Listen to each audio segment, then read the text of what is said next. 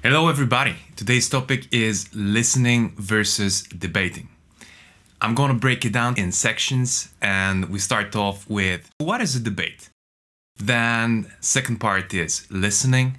Third part, we go to asking questions and being curious. The fourth part is conscious listening. Next section, fifth one, how to practice conscious listening. Sixth one, and towards the end, talking after listening. And the last one is benefits. Let's do that.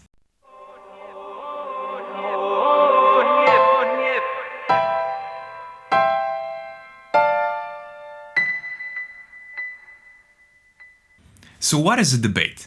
Debate is usually presenting two or more people talking about a certain topic, proving who is right and who is wrong. It's all about polarities, black and white. There is no gray. During debates, people are using methods of proving each other wrong and pointing out their weak sides, pointing out what's not logical, pointing out what's wrong, pointing out what's incorrect, pointing out what is a logical fallacy according to their beliefs. So it comes down to me being more right than you are. And more often than not, it happens so that people are not listening to each other at all during debates. It happens so that people are actually going there in order for them to prove something to the other person or the other party or the other group of people, or to disprove a certain opinion or disprove a certain way of thinking. For the most part, debates are trying to show what is the real reality we're living in. So they're addressing certain issues that are considered by one party like this and by the other party like that. And at the end, the truth is supposed to emerge out of this debate. So what is the real purpose of a debate? To win, to show who is right, to prove that somebody is wrong, to show that you know more or that you're more correct? Debates are showing us how to be protective, how to be defensive, how to oppose somebody, how to be offensive in a way, how to attack another person in a way that the other person feels defenseless and the other person has to finally surrender because of the external pressure which has been put on them. And all of this summarized is showing us that there is only one right side, that there is only one existing side of the coin, and the other part, well, we throw to the trash. Once I was asked by a guy during a project I participated in Germany. The project was about beliefs and religious views. So the guy asked me, what is my view? I started explaining what my view is, and what happened immediately was that I caught myself finishing two sentences and the other guy already started disproving me. So I managed to share something, at least I managed to share two sentences, and I was already interrupted in order to be proven wrong. Was the guy actually asking me what my beliefs are, or the person wanted to show that this is not true, what I'm believing in or what I'm feeling? Because beliefs are usually also the way that we feel about certain things. So I don't want to mention that we didn't go anywhere with that, but I couldn't even let the guy know what my beliefs are. So in those Western oriented cultures, societies, or schools of thought, people are not comfortable with staying with uncomfortable feelings. And exactly like a tiger would provoke an uncomfortable feeling and would drive us into fear or the feeling of wanting to run away and avoid something, the same happens when we hear a belief or an opinion that contradicts what we believe in and how we see the world. It's not always on a conscious level that this happens, and it's not always that we can firstly see the stress which appears in us that makes us want to run away, but this stress starts occurring and sometimes it gets expressed as anger, as offensive attitude, as not wanting to listen, as running away, literally running away, avoiding, and also interrupting the other person, not letting the other person finish their sentence, explain what they think and why they think in this way. Next part is listening. So, what is really listening? Listening, in my opinion, is when I am trying and doing my best to find out what the other person is thinking, what they believe in, and also why they believe in what they believe in. Understanding why they believe and thinking this way can make me more open to the situation and also to learning new things, not only about them, but also about me and also about the world. So when we share certain information, what really happens is that we enrich each other. And it doesn't matter if it's wrong, if it's right, if it's in the gray sector, none of this matters. Because what happens is interaction. What happens is learning, getting a broader perspective of certain aspects of life. And there is something really interesting about being curious.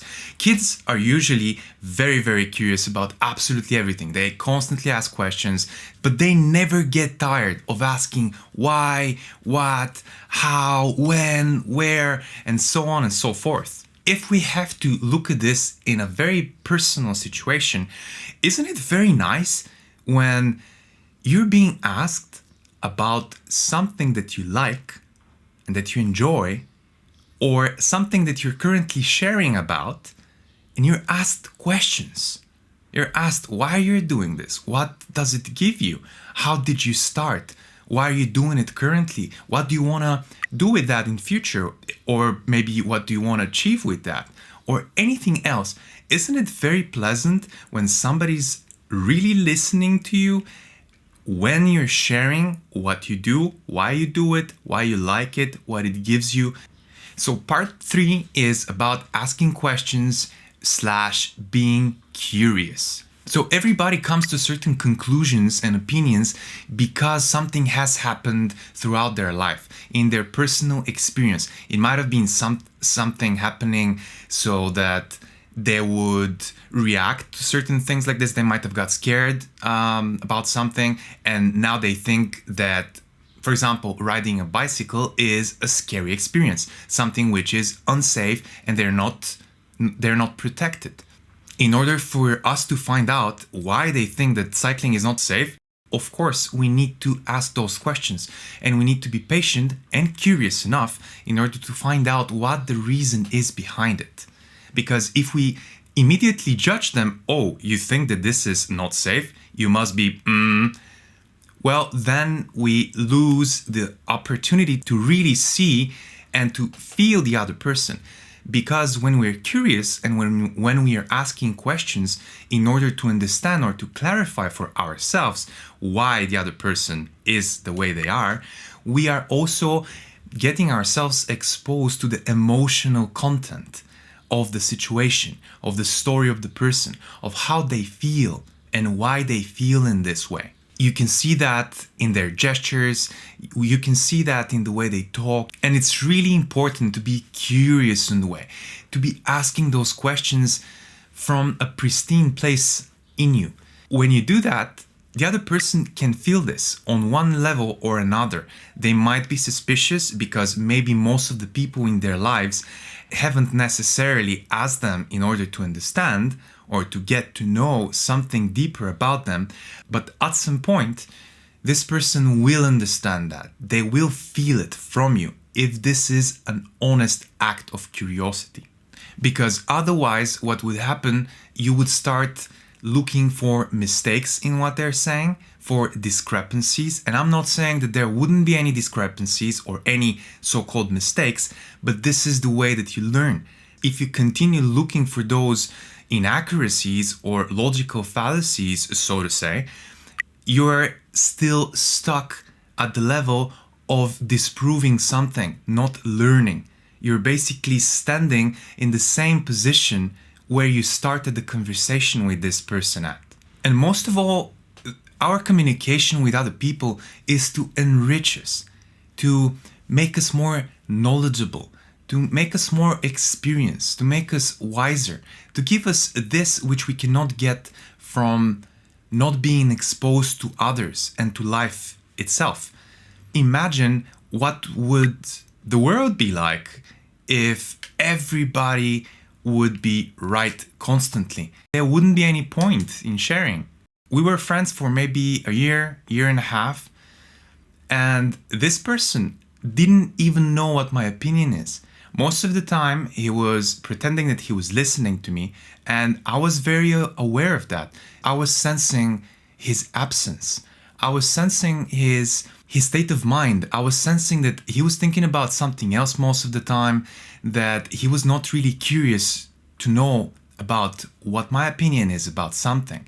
And even though there were topics that we were both curious about and were interested in, still, he was only interested in expressing his own opinion, his own views, and whenever I would try to share something, when, for example, he would finish with what he wanted to say, I would sense, and this is what I mean by feeling the other person and really feeling their intentions, and if they are engaged in the conversation, I was able to feel that he was absent. And also, this was very obvious to me because there wouldn't be any follow-up questions.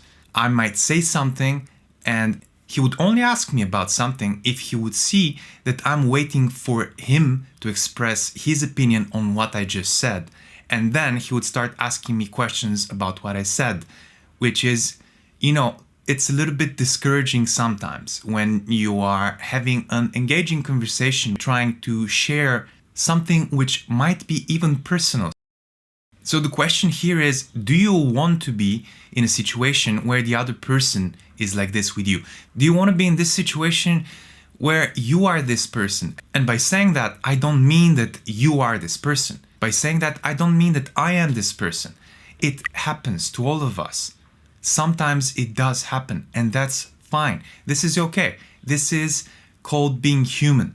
But there is another thing which is underlying here, and it is, do we want to be conscious of how we are acting and how we are reacting and how engaged we are in a conversation, how much we are listening in order to understand, or how much we are just trying to disprove something.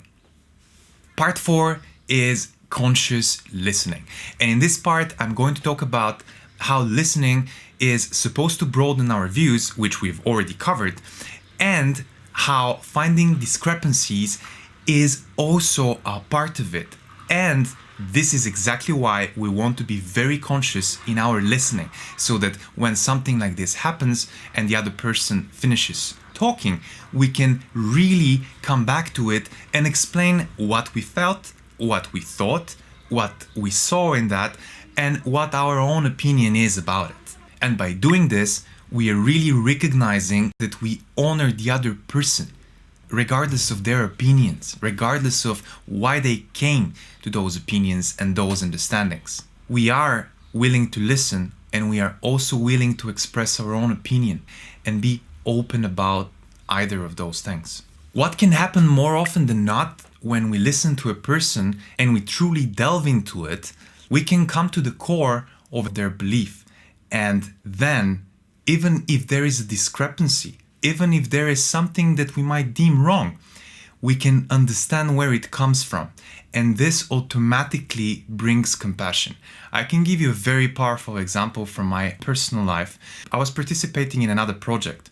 This time I was in England, and there was this girl that was a part of the project. She was not a bad girl by any means, but I was being very unpleased with the fact that she was just talking all of the time, and she would interrupt quite often, and so forth and so on. It's not that she did it because she wanted to hurt anybody, but it was nevertheless very annoying. So what happened during one of the workshops was that we gathered in smaller groups, and I was in a group with this girl and a couple of people more. The idea was that everybody would share something that is supposed to be positive, but was used by their family in a negative way. For example, you're very smart, but you're extremely lazy. And I know how many of you guys out there have experienced exactly this. I know that I've experienced that. Another example is, you're very beautiful, but you need to keep your hair in this way, or you need to dress in that way. I know that also many people out there have experienced this. When this girl's turn came, she was sharing that her family was using by telling her that her voice is beautiful, but she should speak less often. So when we started saying this out loud and we were walking around her and repeating this, I felt what she felt. And it felt so dramatically sad. It was just honestly sad. She started crying. She was crying and crying and crying. And in this moment, I understood why this person is like that and that they don't want to be like that. And that this is the core. This is the reason. This is why this is happening. This is also why I was annoyed. And in this moment, I thought to myself, I was annoyed because this person has become what they are now because they were treated badly. Well, what can I say about that? It was a very, very profound moment for myself, and one of those moments during which I learned that judging others and not trying to understand them is a very, very last year thing.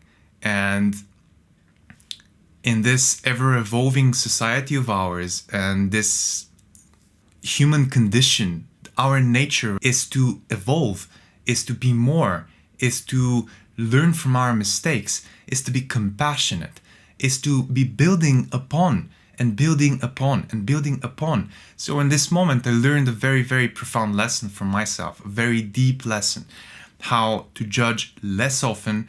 And when there is something that bothers me, maybe what I can do is first try to find out why this person is in this way, if it's possible, of course, to find out, because the person might be very obnoxious and I might not want to find out, right? But there are those other cases in which I might want to do that because it might take me some good 10, 15, 20, 30 minutes, but this would solve a puzzle in my head that would allow me to be more open with this other person and to accept them more for who they are without judging them. The thing about this example and why I actually gave it is that I've also been treated like this in my family. I have been very rarely allowed to speak out my mind. Most of the time when I would actually challenge somebody from my family because they were older than me and I was supposed to know less, they would shut me, or they would tell me that I don't understand anything, or that I don't know, or that I can never know as much as they do, or that I'm very wrong and I should just go back and study.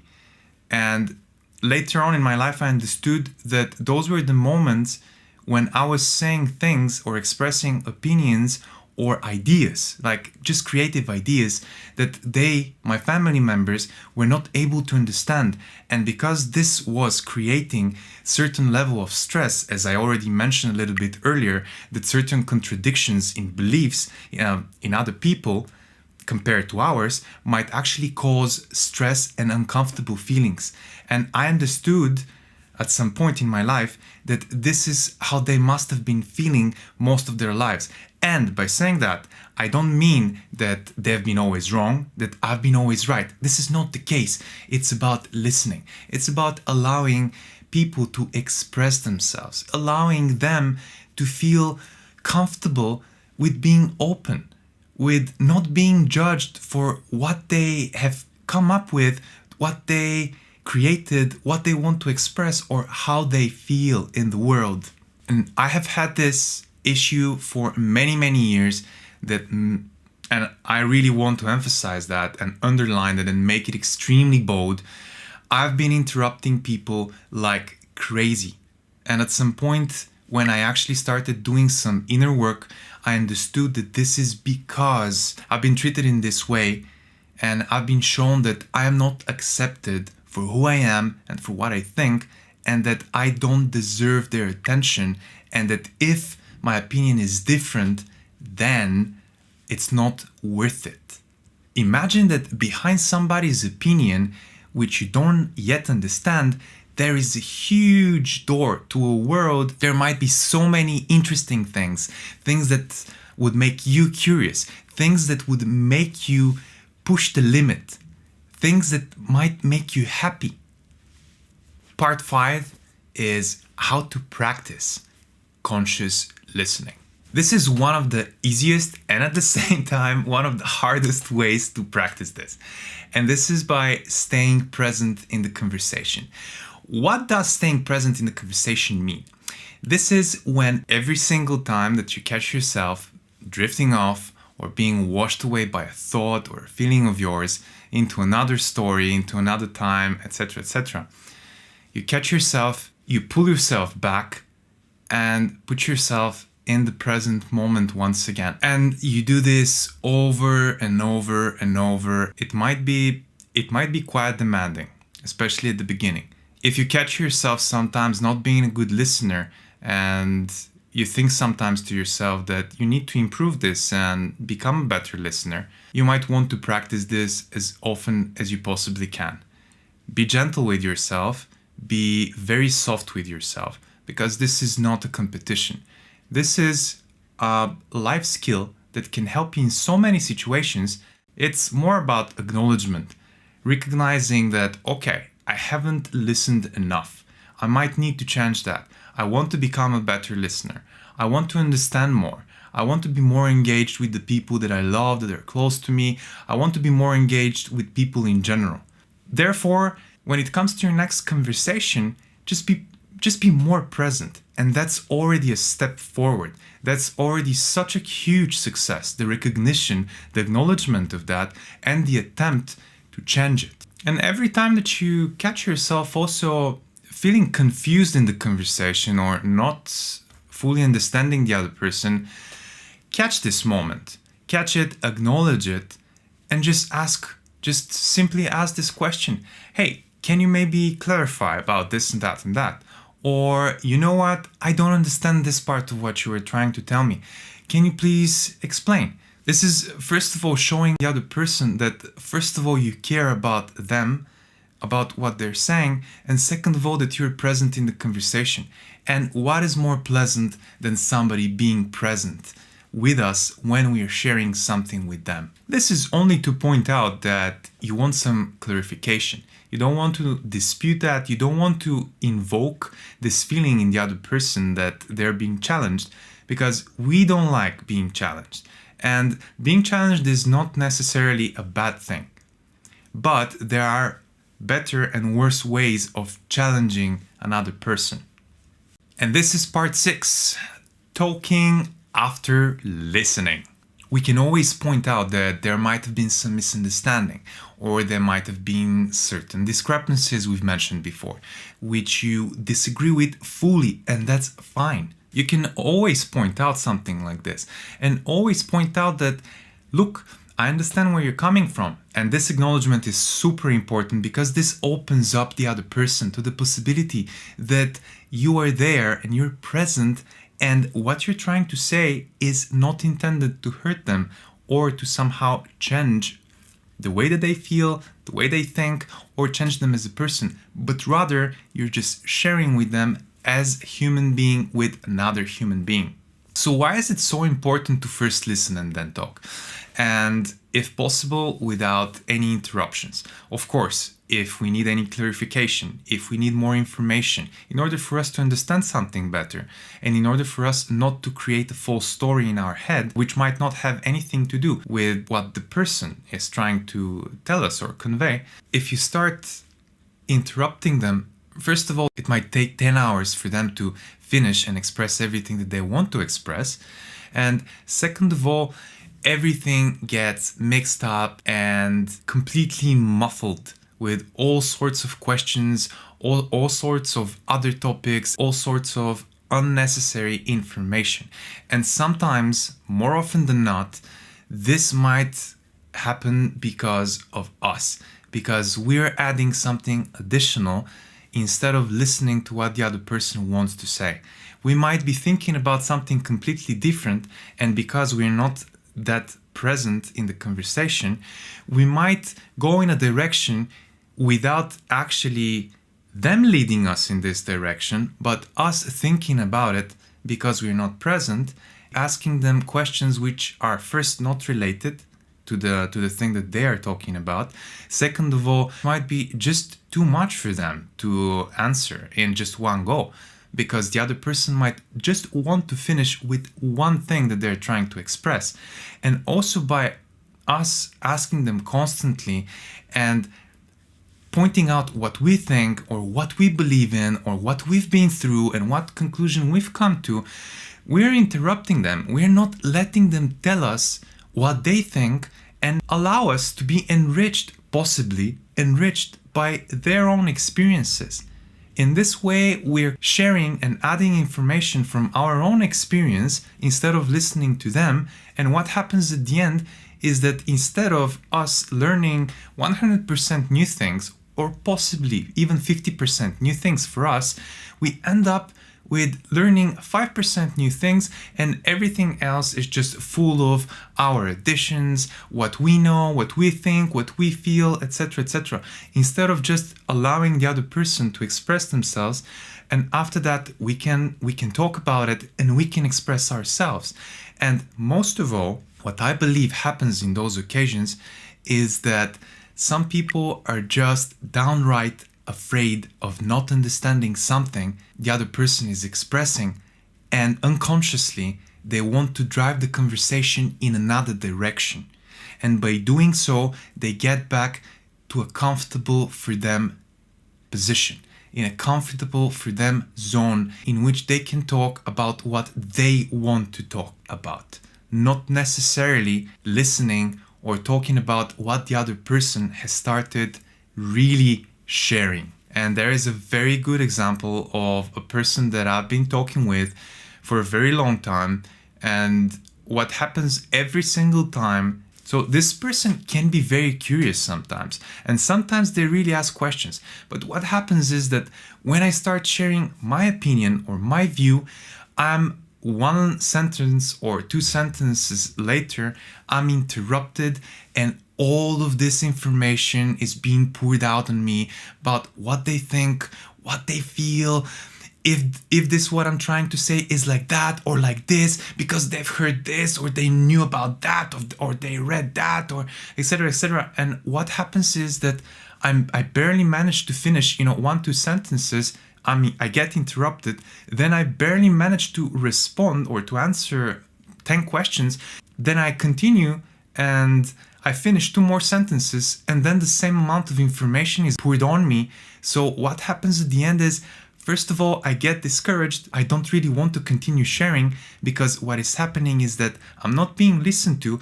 I'm just being asked questions which are leading me into talking about what the other person already knows and about what they think or feel, not necessarily about what I can share. But it's not necessarily about me. And this is a very big thing about conversations between two people, because the conversation is you and the other person. It's not only about the other person, and it's not only about you. It has to be 50-50. We all want to be listened to. We all want to be understood. We all want to ask questions. We all want to share. And it's great. That's absolutely fine. That's perfect. That's actually very nice. This is one of the best things that can happen to us on a daily basis. But if we do not listen to the other person, if we are impatient and we are not allowing them to finish what they want to say, and we are constantly interrupting them, constantly trying to disprove them, constantly including our own opinion, constantly adding something from ourselves, and it doesn't mean that this is bad. It doesn't mean that what we want to add is something bad, but it sometimes might mean that we suffocate them. We disempower them, we discourage them.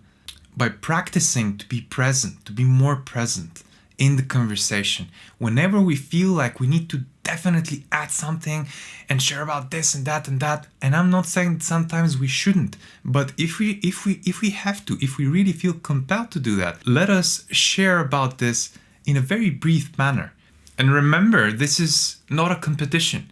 It is not about who is right, who is wrong. It is not about who is going to spill out more information. It is not about who's going to talk more or less. It is about being open. It is about connecting with others. It is about learning. It is about broadening our own views. and it is a very good practice for compassion. Most of all, be supportive, be compassionate. Everybody needs that. And the last stop is benefits. By learning how to listen in order to understand, you are becoming the non-judgmental person you want to talk or express your opinion in front of, who is not interrupting you or rejecting your views without even knowing where they come from and why they are like they are. And this is such a powerful skill. The best leaders are those that can listen compassionately, those that can support, those that can understand, and those that are not gonna judge you, even if you're wrong, even if you've done something wrong. The more you feel and become conscious of any resistance during a conversation means that the exercise is honestly working. And also by being more conscious and present in a conversation with another person, we can find out who we want to talk with. And there is a huge benefit in discerning what kind of people you might want to spend your time with and talk with. Do you want to spend your time with a person that never listens to you? Do you really want to interact so much with a person that doesn't really care about your opinion or why you think like this? Do you really want to spend time with a person that constantly tries to disprove you? It's up to you. So with this, I'm finishing this episode, and thank you so much. I'm so happy that I finally got to talk about this, because this is a topic which is super important to me, and this is one of the things in the past couple of years which has taught me so much and has allowed me to change myself in so many ways, to learn so much about my own resistance, about my own limitations. And by giving the chance to somebody else to talk, I've got to learn so much about myself. Thank you guys. If you want, you can subscribe to my YouTube channel here. You can like my Facebook page. And if you like my work and you want to support it, you can find all the information about this in the description below. Thank you, and till next time.